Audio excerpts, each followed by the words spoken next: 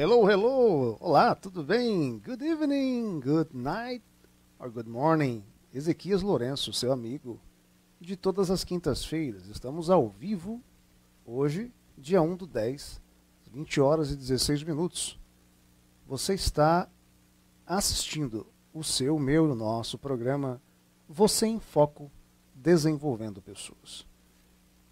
Esse programa tem o objetivo de trazer conhecimentos como ferramentas sobre diferentes roupagens, como debates, entrevistas, uma boa música, palestras e aulas. Pretendemos com certeza também trabalhar com aulas de inglês futuramente. Yes, we're going to have some English classes here. I think it's very important for our lives nowadays. Vamos ter aulas de inglês também por aqui e isso é importante para as nossas vidas nos dias atuais, sobretudo.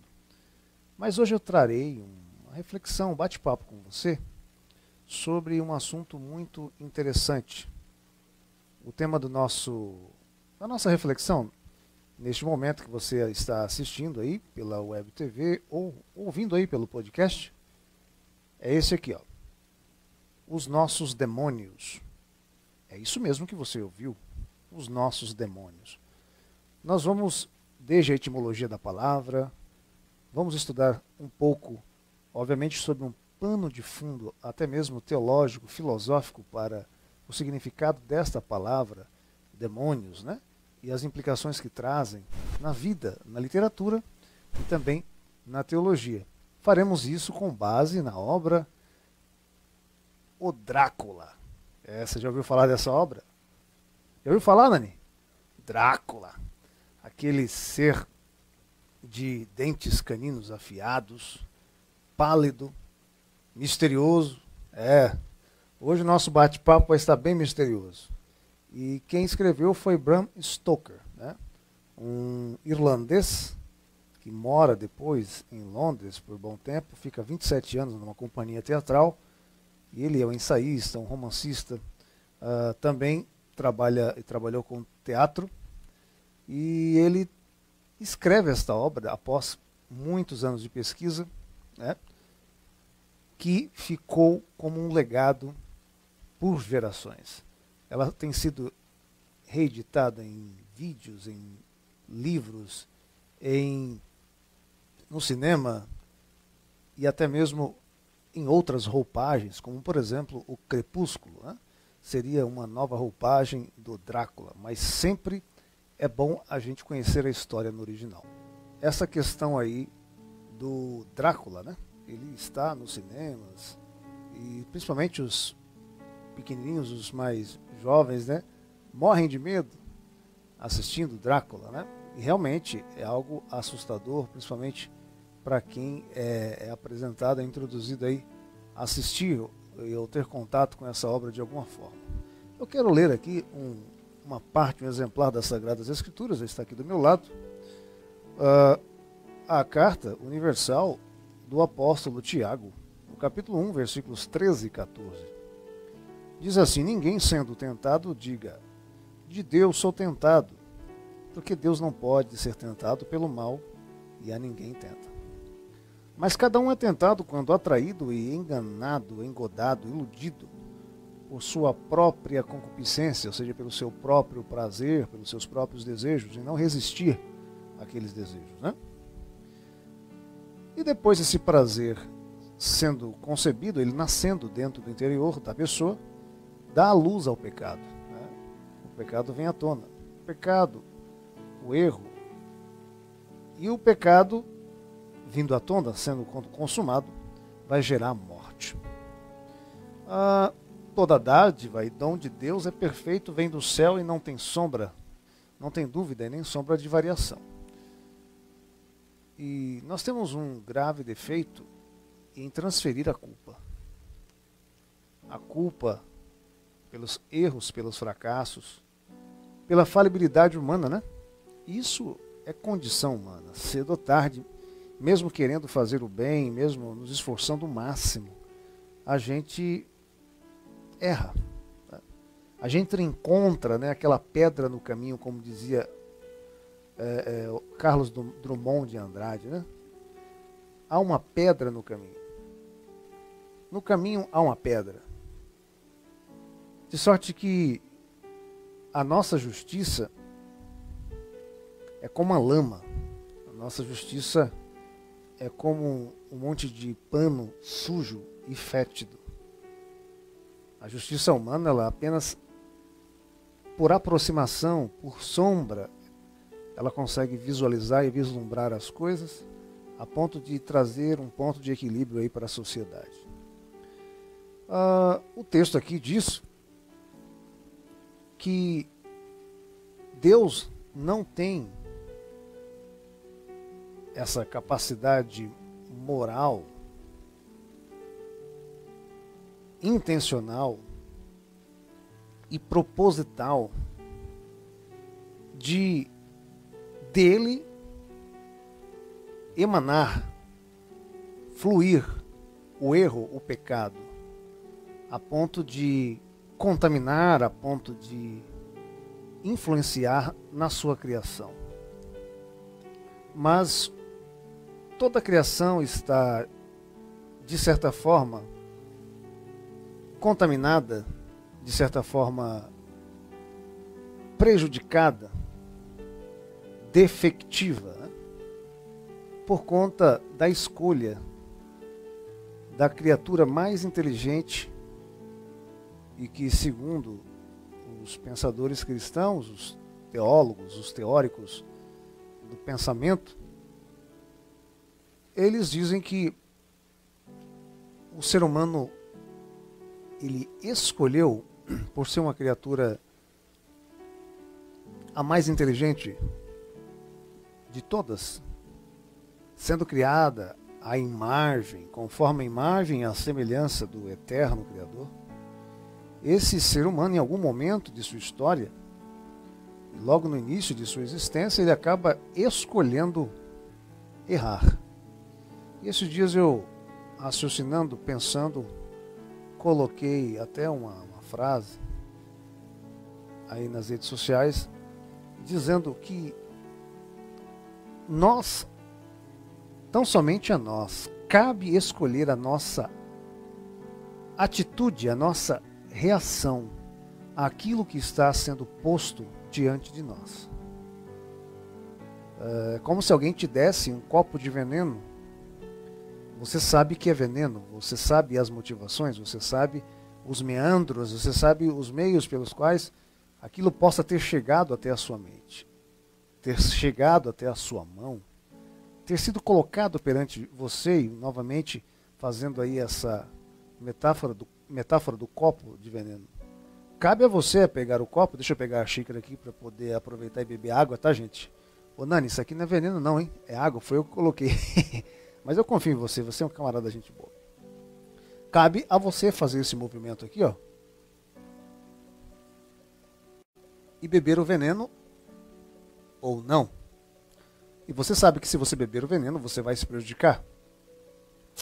E as Sagradas Escrituras dizem que existe um pagamento pelo erro, pelo pecado. E esse pagamento não vale a pena. Não vale o sofrimento. O nome dele chama-se morte. Mas por outro lado, os cristãos dizem, há uma dádiva, há um dom que é gratuito. Na verdade, alguém pagou um preço por ele. E esse dom da reconciliação, do perdão, vem do divino, vem do eterno. O texto diz que Deus não peca e por não pecar, ele não promove o homem ao pecado, não provoca o homem ao pecado. Mas o homem peca, o ser humano peca, ou o ser humano erra por conta dos desejos que brotam dentro de si e eles não são contidos. E acaba, então, contagiando, contaminando outras pessoas. E todos os seres humanos recebem a paga desse próprio eu. Muito bem, eu quero mandar aqui um abraço para Felipe Paglia, um amigo sociólogo que já esteve aqui, foi convidado nosso. Fala, meu amigo, boa noite. Deus te abençoe. A justiça humana ultrapassa os limites do que é legal. Olha que interessante. Pois é. Mandar um abraço para Cleusa Santos, Leninha Levi, Fabiola Borato. Ô, Fabiola, minha colega de pós-graduação. Deus te abençoe ricamente. God bless you very much, girl. Muito bem. E esta obra de Bram Stoker é uma obra fantástica. Eu quero colocar aí, pedir para o técnico colocar a imagem dele. Ele já colocou, o camarada tá esperto. Esse Nani não dorme no ponto, hein, Nani? É isso aí. O Bram Stoker, ou Abraham Stoker, ou Stoker, né? O nome dele é Abraão, então com certeza tem aí uma questão cristã envolvida por trás, porque os grandes escritores foram influenciados pela Bíblia, enfim, eles tiveram aí influências também da religião cristã, sendo católica ou protestante. Ele nasceu na Irlanda, sim, como James Joyce, né? Que nós falamos aqui já em programas passados, e ele foi morar na Inglaterra. Ele nasceu em 1847, no mês de novembro, e era um menino muito acuado na escola, um menino muito, até sofria bullying e tal, e a família dele o incentivou a ser halterofilista, trabalhar com peso, fazia muito exercício, tornou-se até bem popular no colégio. Mas ele vai para a Inglaterra, casa, enfim, passa 27 anos na companhia teatral e passa a ser romancista, poeta e contista. Mas ele era irlandês. Ele morre em abril de 1912, após uma série de derrames, né, de derrames cerebrais. E eu descobri umas coisas aí que a pessoa que toma café dificilmente tem esses problemas, né? Então acho que eu estou no caminho certo, só tem que tomar cuidado na dose, né? Porque entre o veneno e o remédio, a dose é o que faz a diferença. Então, ele escreveu grandes obras, tá? Eu tenho até aqui uns comentários, eu vou até aqui abrir onde eu pesquisei, porque às vezes a mente falha. Vou pedir para o nosso técnico passar o próximo slide. Existe aí uns 4 livros, mas na verdade ele escreveu dezenas de livros, tá? E todos esses livros que ele escrevia, a maioria deles era voltada à questão mais dark, alright? Dark quer dizer escuro, algo sombrio, tem a ver com as questões góticas, né? E sempre envolvia a história de vampiros e coisas muito assustadoras. Embora Bram Stoker não seja o único, tá? A obra dele foi popularizada. Se falar em vampiro, vai lembrar do Drácula. Não tem como lembrar de outra coisa. E se buscar o autor, vai saber que é o Bram Stoker. Mas vários outros escritores, como Edgar Allan Poe, ainda quero fazer um especial sobre Edgar Allan Poe. Ele também, que viveu um pouco antes, né? Na verdade, meio que próximo um do outro, em termos na linha do tempo. Mas Edgar Allan Poe foi um cara que popularizou este gênero literário do gótico, né? Aquilo que é um pouco assustador. Mas eu quero falar aqui rapidinho. Por exemplo, como você está vendo aí, Contos Estranhos, né? Fala da história, né, de uma coletânea, na verdade, né, de histórias curtas. E a mais famosa desses Contos Estranhos é O Hóspede de Drácula, que na verdade acaba sendo uma forma em miniatura desta obra aí, desse romance que a gente vai tratar hoje. É uma obra, né, esse Contos Estranhos, de enredos tão distintos e surpreendentes, e mostra a genialidade do autor, né? O camarada era muito fera nisso, porque ele na verdade gostava e pesquisava, né?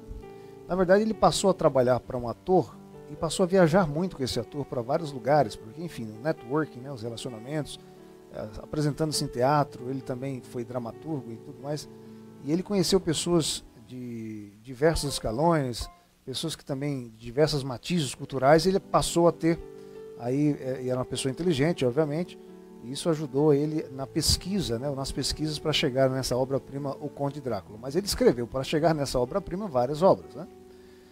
Os 7 Dedos da Morte e a Toca do Verme Branco. Vai falar aqui sobre um mistério em torno de Abel Trelawney, né? Um velho paleontólogo, né? Que é encontrado inconsciente com um terrível ferimento no braço e após diversos acontecimentos estranhos tomam conta das madrugadas de vigília, né? Então, esse paleontólogo é uma pessoa que busca conhecer os animais pré-históricos, né? Ou seja, enfim, os dinossauros e tudo mais. E ele envolve, né, essas personagens com posições e com funções na sociedade bem diferentes e procura trazer um lado sombrio, né, para essas histórias, muito interessante. Também a Toca do Verme Branco conta a história de um rapaz e seu tio-avô que se deparam com a lenda de uma terrível criatura que ronda a região, né? Aí eu lembro, Nani, que meus filhos me pediam para eu contar história quando eles eram pequenos. Aí eu contava umas histórias do lobo, da caverna, do homem, do menino que estava viajando e ouviu um barulho e tal. E os meninos ficavam assim, ó, vidrados. Eu não sei onde eu arrumava tanta criatividade, né? Mas enfim, e aí a obra realmente prima dele é o Drácula, né? Essas obras que eu estou falando eu não cheguei a ler, mas o Drácula eu li no original em inglês, já tem alguns anos, e eu preciso até dar uma repaginada, né? Ultimamente eu estou lendo outros livros, mas eu preciso dar uma repaginada aí. Mas nós fizemos umas pesquisas e eu quero mostrar para você. O próximo slide, por favor. Vou fazer um enredo aqui rapidinho da história, depois nós vamos de música e voltaremos com 3 passos aí. Muito bem, Conde Drácula, o romance de horror gótico de 1800. Esse romance conta a história de um conde que morava na Transilvânia, né? E este conde era uma pessoa muito rica, e esse título conde, né, vem de condado, ou seja, e é um título de feudal, de nobreza. É como se fosse um vereador. O condado era uma pequena cidade. Então os reis davam títulos de nobreza para os súditos mais próximos, que falavam a mesma linguagem, tinham a mesma filosofia do rei, e eles tinham lá um relacionamento, um network legal, tinham assim, os benefícios, né, na questão de impostos, de terras, de bens, e diziam-se que esses nobres tinham sangue azul, né? Não tinham sangue vermelho, tinha blue blood, não red blood. Bom, e só sei que esse homem era muito misterioso, muito misterioso. E tinha um rapaz advogado, conhecido, versado nas leis de imóveis, de imobiliária. E ele, de alguma forma, recebe um contato deste conde chamado Drácula. E até então, esse nome, para muitos, não era um nome voltado ao lado negresco, ao lado sombrio da vida, né? E até mesmo hoje uma criança, se você falar o Conde Drácula, de repente ela não vai entender, a menos que ela assista o filme ou alguém leia a obra para ela. Só que quando ele vai até esta cidade, né, Transilvânia, ele vai parando, porque é um lugar longe, ele leva algumas pessoas consigo, e ele vai parando, né, com a sua carruagem. Naquela época não tinha carro, não existia, Ford ainda não havia nascido, Henry Ford. E ele passa a parar enfim, nos bares, à beira de estrada, nas estalagens, para dormir, porque era uma viagem longa, para comer, para beber. E as pessoas, quanto mais ele ia longe, né, porque era uma viagem longa, ele começava a não entender a linguagem das pessoas, porque, enfim, era um outro país. E esse homem, Jonathan Harker, ele vinha da Inglaterra. Então ele passava a não entender a linguagem daquela região. Só que aí ele começou a fazer-se entender, e o nome Conde Drácula naquela região era muito conhecido.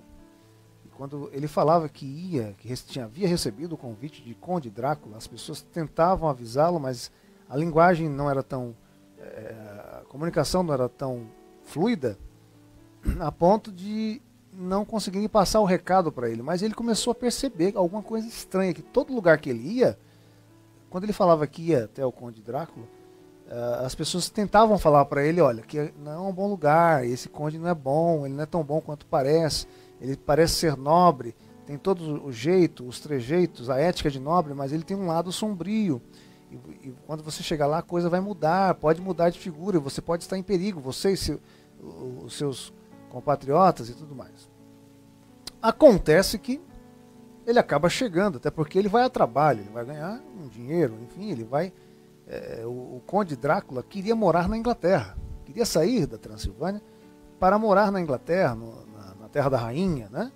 Estamos falando aí da era vitoriana, a terra onde tudo acontecia, era o maior império, talvez um dos maiores impérios que o mundo já teve, né?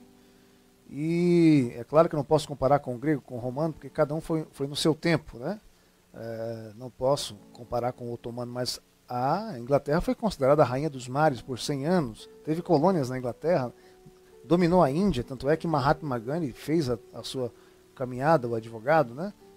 O seu discurso, o seu protesto pacífico contra a dominação inglesa. Enfim, a Inglaterra era o sonho de consumo e o conde, de alguma forma, entrou em contato com Jonathan Harker para poder comprar ali propriedades na Inglaterra e ele queria conhecer os trâmites legais. E aí, chegando lá, Jonathan, finalmente cansado, desceu da sua carruagem com seus colegas, foi muito bem tratado por um conde. Diga de passagem, o Nani, um conde era o cara, the guy, right? Cara fantástico, tratou ele muito bem, mostrou os aposentos, e era na verdade era um castelo muito grande, muito, ao mesmo tempo que era muito bonito, também era muito lúgubre, ou seja, era uma coisa que dava um pouco de medo, sabe? Bom, e eles ficam lá, e ele achava que ia ficar uma semana, tal, ia fazer a negociação, mas ele acaba ficando muito tempo. E por mais que o homem o tratava bem, eles sentiam-se prisioneiros, era um lugar muito retirado. E na verdade o homem estava guardando o prato para depois, para que ele pudesse depois sugar o sangue dele. Rapaz do céu, hein? Que coisa, hein? E aí tem várias cenas aí que o conde sai à noite, descendo pelas paredes de cabeça para baixo, e pela janela o Jonathan Harker observa ele, fica mais com medo. Ele saía de madrugada justamente para poder atacar as pessoas. Enfim, se você quiser ver mais, ler, conhecer essa obra, está aí. Tem livros, tem vídeos, enfim. E eu quero trazer aqui uma reflexão sobre os demônios, os nossos demônios. Sobre 3 situações que eu considero como demônios, que nos atormentam, nos tentam, muitas das vezes nos vencem e nos fazem errar o caminho. Coisa boa. Pessoal, vamos lá. Vamos falar de um demônio que, como diz o interiorano, atazana a vida da gente. Pedir para o nosso técnico colocar aí, por gentileza. Enquanto ele coloca aí o demônio do orgulho, você está vendo aí uma mulher com o dedo no nariz, né, assim, colocando o nariz em riste para cima, né, o tal do nariz empinado, né? A palavra demônio no grego quer dizer pequeno deus. Então, se eu chamo de demônios, eu chamo de pequenos deuses. E isso tem origem também na mitologia grega, né? E tem origem, se você for olhar, tem um pano de fundo teológico nisso aí. Porque como se o ser humano ele é uma imagem do Criador, e principalmente quando ele procura o seu próprio caminho, ele torna-se um Deus em miniatura. E as próprias Escrituras dizem que em Salmos 86, que vós sois deuses, né? Então, de certa forma, nós temos um potencial, não que a gente vá querer ser como o Criador, jamais. Embora nós tenhamos a capacidade, a nossa proporção em miniatura, né, micro, de criar, de manipular também, né? Manipular, eu digo manipular o que já existe de obra-prima, fabricar, usar da criatividade, como diz também na química e na física, né? Na natureza nada se cria, tudo se copia, mas essa cópia, essa manipulação, o homem faz. Então, é um atributo também de um pequeno Deus, né? E aí daí vem a palavra demônios, que nas Sagradas Escrituras sempre está atrelada a anjos que desobedeceram também e que estavam tão próximos ao Criador que receberam este título, né, ou este nome, essa caracterização de pequenos deuses ou demônios, né? E é claro que isso depende de cultura para cultura, enfim, estou falando aqui sobre uma perspectiva cristã. E um dos demônios, eu falo isso metaforicamente, que acaba com a gente, que destrói sonhos, que destrói planos, que destrói relacionamentos, que destrói negócios, é o orgulho. A palavra orgulho remonta a ego, né? E o ego no grego quer dizer eu, né?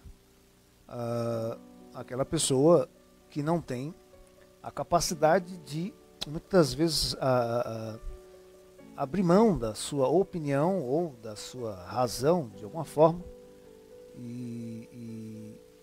Mas todo mundo tem seu orgulho, né, Nani? Todo mundo tem. Eu tenho meu orgulho, então eu tenho meus demônios. Todos têm, né, nesse sentido, tecnicamente, seus demônios. Agora, se um cristão pentecostal está me assistindo aí, o cara está me xingando, hein? Ô pastor, ô professor, você está falando uma coisa dessa. Mas tem que entender o contexto, né? E acontece que tem uma pergunta que não quer calar. Como que está você? Como que está a sua vida? Como estão as suas decisões? Como você está se sentindo? Como você se resolve interinamente, né? Interinamente, porque isso pode passar. Mas pode levar mais tempo, a depender de como você vai ficar curtindo esse orgulho.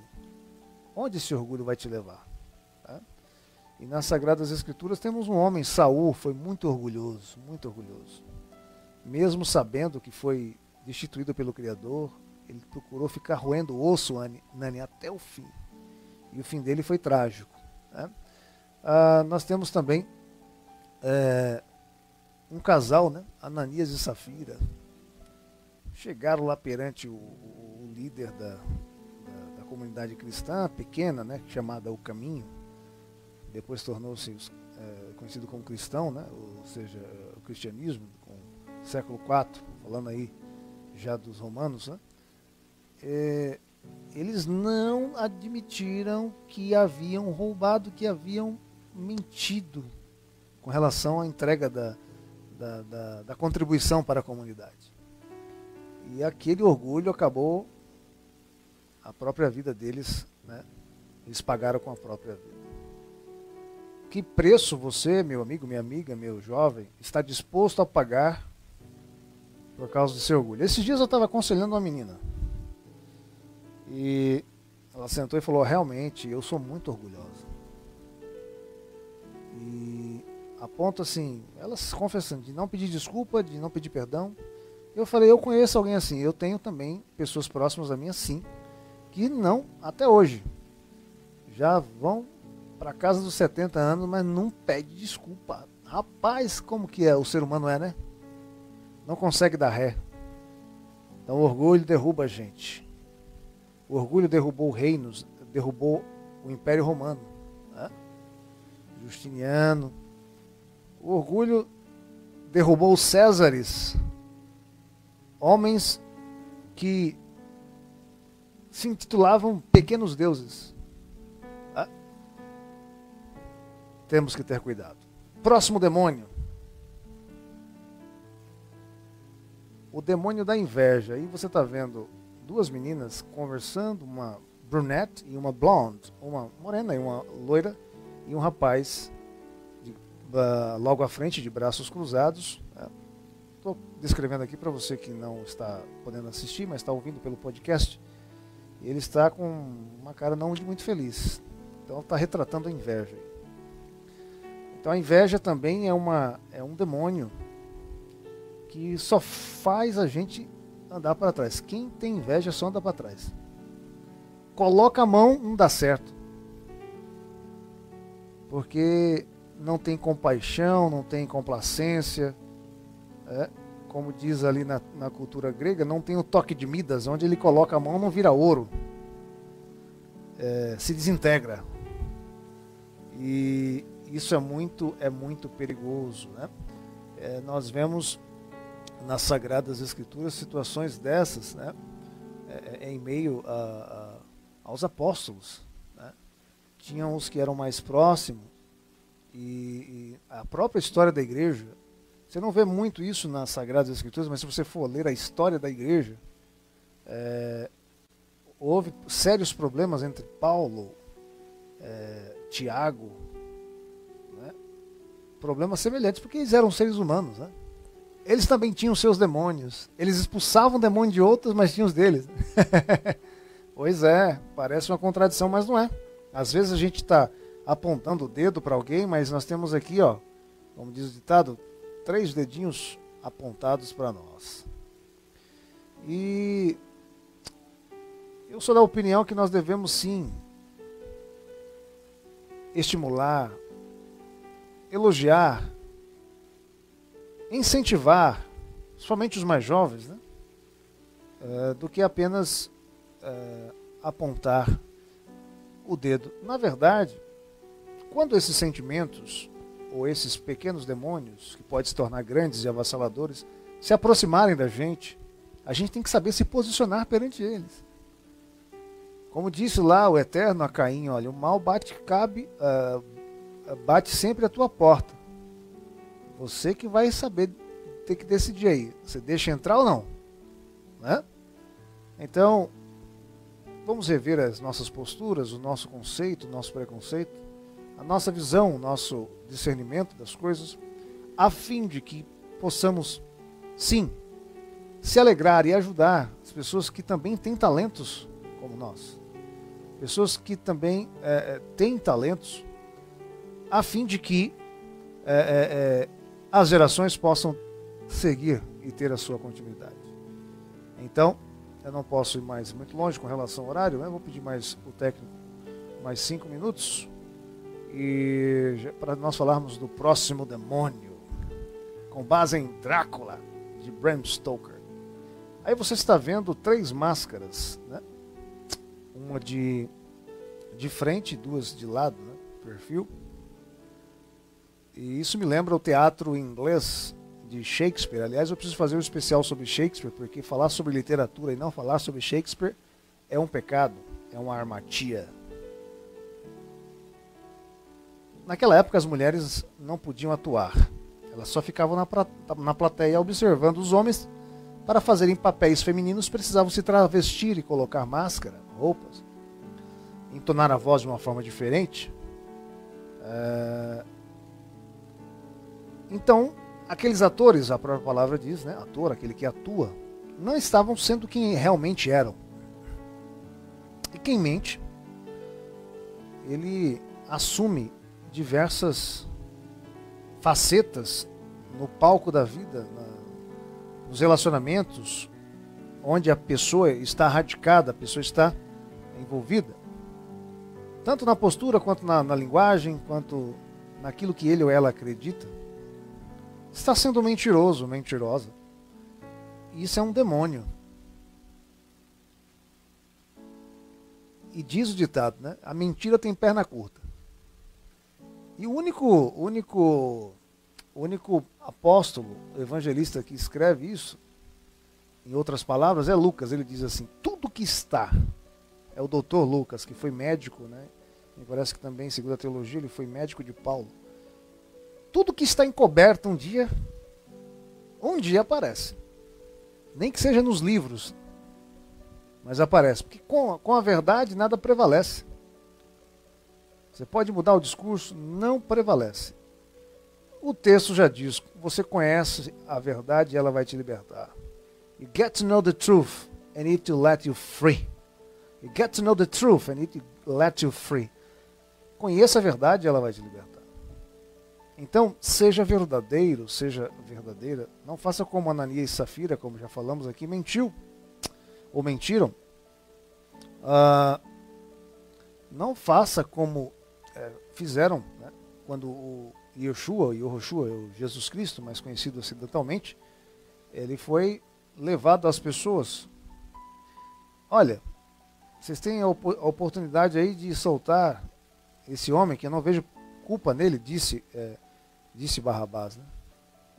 O representante romano ali na Palestina. Então eu vou colocar aqui um grande criminoso que ele já estuprou, já matou. Ele é terrível. E as pessoas mentiram quando falaram: solte o Barrabás, né? E mate e prenda Jesus, né? Na verdade, o representante da região lá não era Barrabás. Barrabás era o criminoso. Enfim. Então eles mentiram, porque durante a história de vida dele, ele só curou, ele só aconselhou. Havia ali uma intenção política, né, que levou Cristo Jesus. Olha lá a Fabiola. Fabiola, viu? É muito bom estar ao vivo. Eu me esqueci, estou ficando de barba branca, né? Ela colocou lá Pilatos. Deus abençoe, Fabiola. Ela está firme aí com a gente. Deus te abençoe, viu? Depois eu quero falar contigo, inclusive. Me chama no privado. Preciso tirar uma dúvida com você. Então, Pilatos era o representante do Império Romano ali na Palestina. E ele simbolicamente lava as mãos, dizendo: olha, não tenho parte no sangue desse homem. Então, gente, tome cuidado com os demônios do orgulho, da inveja e da mentira. Porque todos nós temos os nossos demônios e precisamos saber lidar com eles. Mas só podemos... Sim, Fabiola, obrigado. Só podemos vencer se nós intuirmos a nossa espiritualidade. Somente no mundo caótico, no mundo terrível, no mundo de informação veloz, cujo maior inimigo nosso é a distração, é a falta de foco. Se nós não intuirmos, buscarmos um momento para relaxar, se nós não refizermos a nossa rotina na ambiência da vida, você passa a viver no automático. Eu tive um professor de filosofia e de grego que ele disse assim no seminário: Ezequias, se você não pensa, você é pensado. E é realmente verdade. Então qual máscara você está usando? Ninguém que peca, diga: Deus me tentou para que eu seja um pecador. Não. Você é tentado porque não sabe lidar com a avalanche de emoções que estão dentro do seu coração. Não sabe lidar com os seus demônios, com os seus pequenos deuses que querem te enganar a ponto de seduzir a que você acha que você é a mina, que você é o cara. Falar numa linguagem mais adolescente aqui. Mas apenas somos o que somos. Eu apenas sou Ezequias Lourenço, cheio de falhas. Você é apenas o Márcio, a Camila, o Geraldo, o Rui. Qual é o seu nome? Você é apenas você. Tome cuidado de não falar o nome de ninguém aqui que está vendo a gente ali, pelo menos dando curtida, né? Nomes aqui aleatórios. Eu quero pedir, por favor, baixe sua cabeça onde você estiver, eleve o seu espírito ao Criador. Nós vamos aí ter uma palavra de oração. Grande arquiteto do universo, feitor de toda a natureza, Criador, Senhor Todo-Poderoso, God Almighty, Deus Todo-Poderoso. Senhor, Salvador para aqueles que creem, remidor para aqueles que acreditam. É em nome de Yoshua, Jesus Cristo, que eu te peço a tua bênção sobre as vidas aqui que nos ouvem, sobre a minha vida, sobre as nossas vidas, que o Senhor possa tomar o curso, que nós possamos render nossas vidas a Ti, a ponto de sermos conduzidos por Ti através dos nossos caminhos, das atitudes e às vezes aparentes percalços, a fim de que o Senhor nos eleve, o Senhor nos leve para um próximo nível, mas nos ajude a lidarmos com os nossos demônios, que muitas das vezes nos atormentam. Que o Espírito, ruach no hebraico, de vida, ou pneuma no grego, venha e nos ponha de pé, e que apesar de tudo, somos mais do que vencedores. É em nome de Jesus que pedimos e te agradecemos, certos da bênção e da resposta. Até o próximo programa. Você em Foco, desenvolvendo pessoas. Você aí é o meu convidado. Compartilhe. Quero trazer aqui, estou já em contato com a pessoa que você vai se impactar com o testemunho dela. Tá? Vamos aí trazer conhecimentos como ferramenta para que possamos ser melhores seres humanos na experiência humana. Deus abençoe. Vamos em frente. Até o próximo programa.